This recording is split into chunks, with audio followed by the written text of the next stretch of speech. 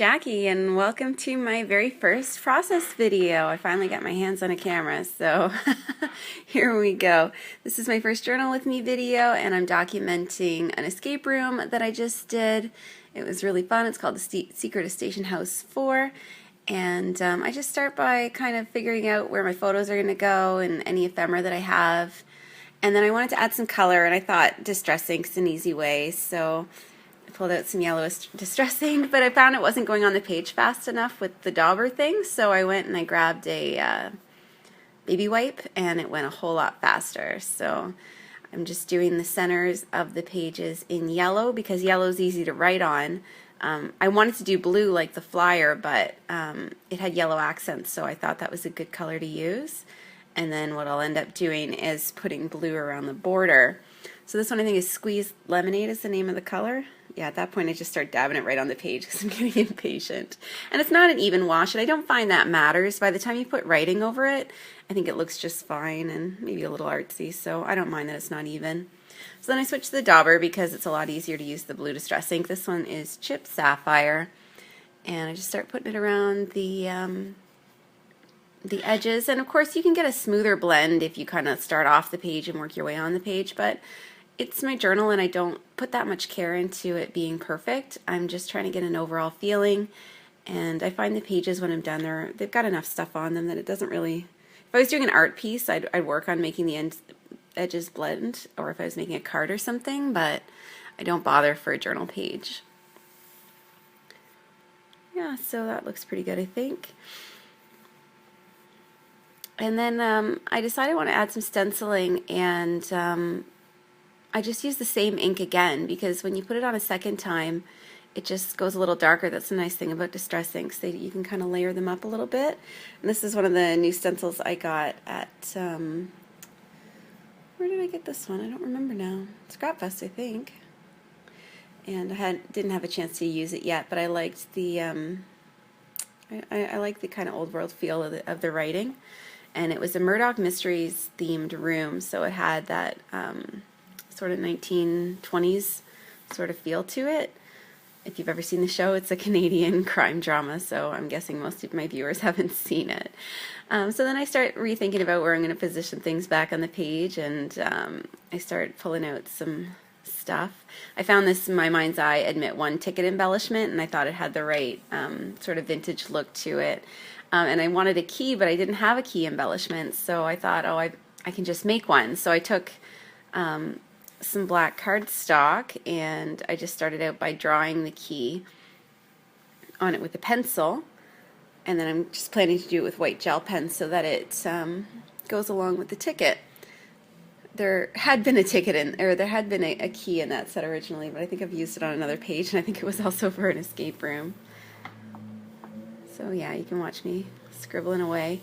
I just did this because a lot of people have been asking me for process videos over the years. It's something I've been trying to bring to you guys for a long time, and I hope you don't mind that I'm still new with the editing and the lighting, and so I know everything's not perfect in terms of speed and glare and all that stuff, but I'm going to get better at it as I go. I'm going to try to release a few of these a month, and overall I'm just trying to improve my channel content for you guys. And because I'm just so honored that so many people have subscribed to me over the years, and I really want to put out the best content that I can for you. So this is where that starts, is trying to put together these videos. So I drew my key out, and I wasn't happy with it, so then I went over to the interwebs and looked for pictures of old keys. And when I found a picture, it was a lot easier to do it than just trying to draw something out of my head. And then once it's down, I just went over the whole thing with some white gel pen. I used a Uniball Signo white broad pen. I bought it because I saw so many YouTubers raving about it, and I've been using it ever since. I'm not sure I can really tell a difference between this and a Sakura Jelly Roll, but whatever. I use it. And then just a couple little lines on for shading. And that was just based on the picture I saw. I just put little lines where I saw the white lines. And then I've just fussy cut it out. You might notice I'm a lefty for everything except cutting. I use my right hand. I think that's because when I was a kid I couldn't ever find left-handed scissors, so I was forced to learn that way, and I now I don't cut very well with my left hand. I don't even own a left-handed pair of scissors. I haven't figured out yet how to put music over these sections of the video, so that's why I'm kind of rambling. And I just don't really have a idea of what the pages are going to look like when I go, or like when I start. I just keep moving things around and kind of playing with them until I get something that I like. I thought it needed a little bit more embellishment, so I went through this paper pad. It's the Chamel Little by Little 6x6 paper pad, and it's just the one that's sitting out on my desk right now, so it's the one I'm grabbing. Usually I try to use oldest things first, but I don't know, this one was so cute and springy. It's new and I'm using it anyway. And I decided to add a little bit of pink into the page. I picked out that little great ideas card and little notes, and then I found a little sentiment with the badger on it that said, believe in yourself, I think, or don't give up, or something like that. And I thought he was cute too. I love all the little critters in this collection. Tried to find a word on that page, didn't like any of them. I keep all the scraps at the back of the paper pad. And then I just went through the ephemera, and sure enough I found a key. I thought I was out of keys. I didn't have to draw that one after all. I could have just added some baby blue to the page. But I did find a lock, and that was good. And I liked that it was like relative in size to the key, like it looked like it could actually fit, so that was good.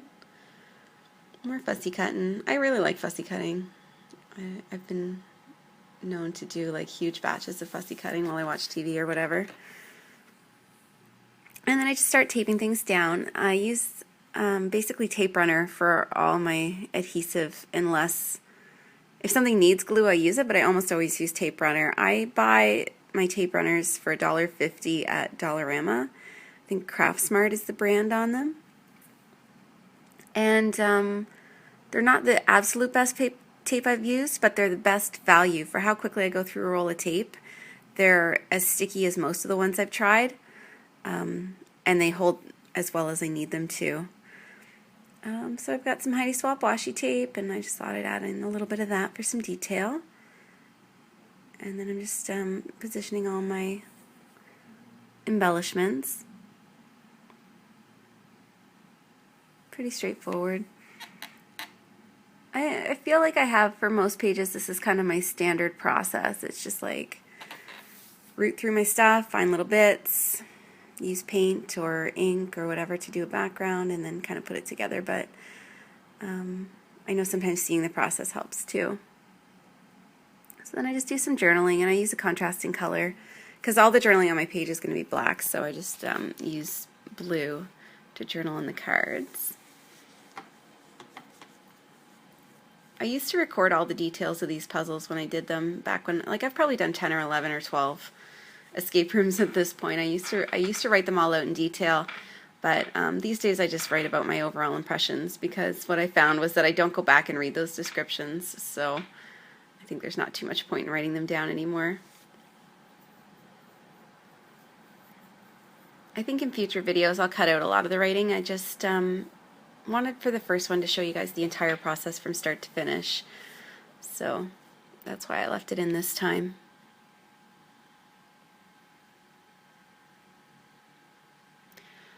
I struggled with where to put that journaling card because I didn't want both pages to have the same format, like, you know, like dark square picture, light pink journaling card right to the side, but I tried other spots and I just didn't like them, so I ended up making the pages kind of look almost the same as each other. I usually try to space things out so that kind of your eye drifts from the center inwards, but it just didn't work out on this page. But that's okay.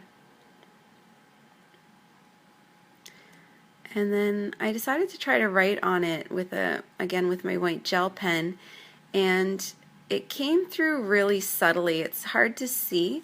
So I wrote One Night, Two Escape Rooms because my friend and I did 2 of them back to back at 2 different locations. But then I just decided that I kind of liked the subtle effect. Like, I almost went back and got, you know, stamps or a black pen or something like that, but I ended up just kind of accepting that it was going to be pale, and I like it. can see it there.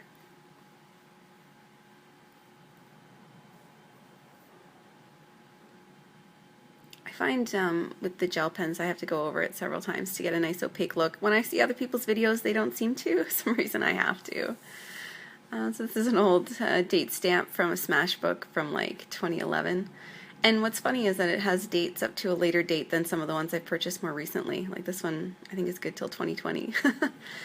I pulled out some Citrus Twist stamp kits and tried to find some sentiments that went well with this experience. It was a really fantastic escape room. It was one of the best ones I ever did. Like it took place in this historic house, and the props were all these old vintage things. There was machinery, like steampunky machinery, and it was just such a beautiful setup. The story was like one that I'd never done. It had so many gimmicky elements that were so different from any escape room I've ever done. So that's why I used the Ineffable stamp, because it really was so great compared to a lot of the escape rooms that I did. My friend was visiting in town from Calgary. He actually owns an escape room there, and I live in a big city, so anytime he comes to visit, he likes to hammer out a bunch of escape rooms. Like he did, I think, 3 the day I went to do 2 of them with him. He did 4 the next day, but I don't have that kind of stamina. Like, I like doing escape rooms, but I have my limits. Some of the writing, I didn't think you'd want to watch me write 2 pages, but with the writing, these pages are done. I have to flip the book over as a lefty so I can get over the rings. But I'll show you a picture of both pages at the end of the video. And if you have any questions or comments, feel free to leave them below. And I want to thank you so much for tuning in for my first process video. Let me know what you liked, what you didn't like, and I'll do my best to improve them. Thanks so much for watching.